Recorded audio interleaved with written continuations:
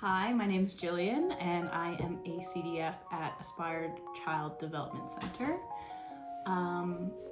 Inclusive education means that every child gets a chance to learn, and it doesn't matter where you need to meet them. Wherever you meet the child is where they need to be, and every child deserves to be met where they're at. That's what it means.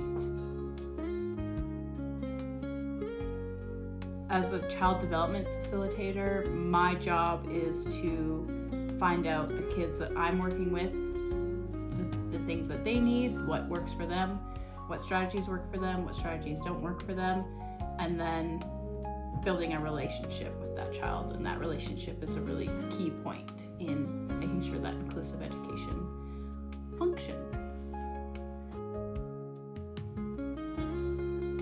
One of the students that I work with, demands can be really, really difficult.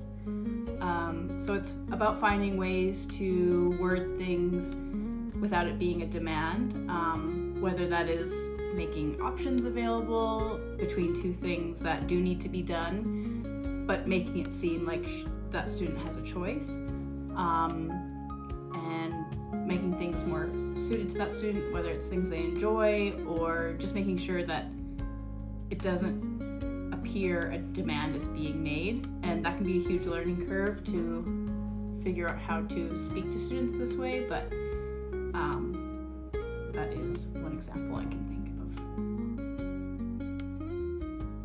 of. For me, a strategy that I use often is instead of asking questions, making comments, especially with students with special needs and especially with young students that we work with.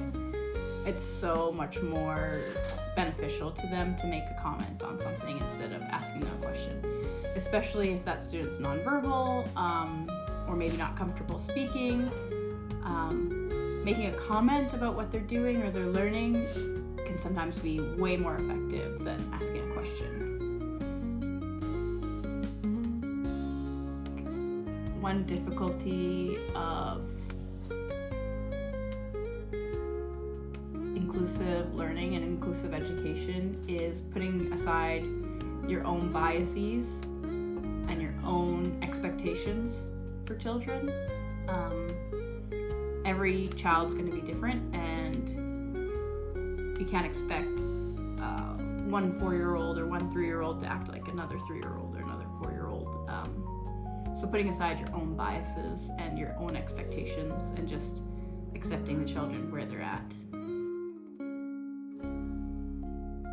I think for inclusive education to be successful, there needs to be collaboration.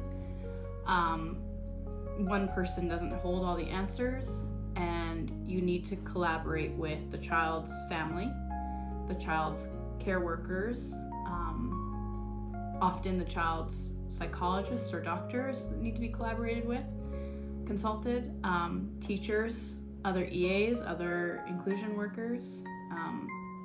Oftentimes you're collaborating with social workers, and luckily where I work, we also get the chance to collaborate with speech therapists and physical therapists and occupational therapists.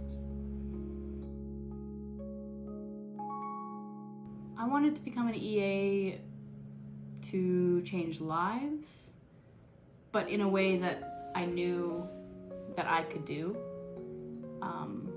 in small ways and big ways.